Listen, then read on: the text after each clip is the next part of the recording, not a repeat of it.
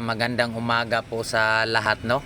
Magtatagalog lang po ako para maintindihan ng lahat, no, ng lahat ng mga truck driver dito sa Pilipinas at sa lalong-lalo na sa mga kagrupo ko, TDP.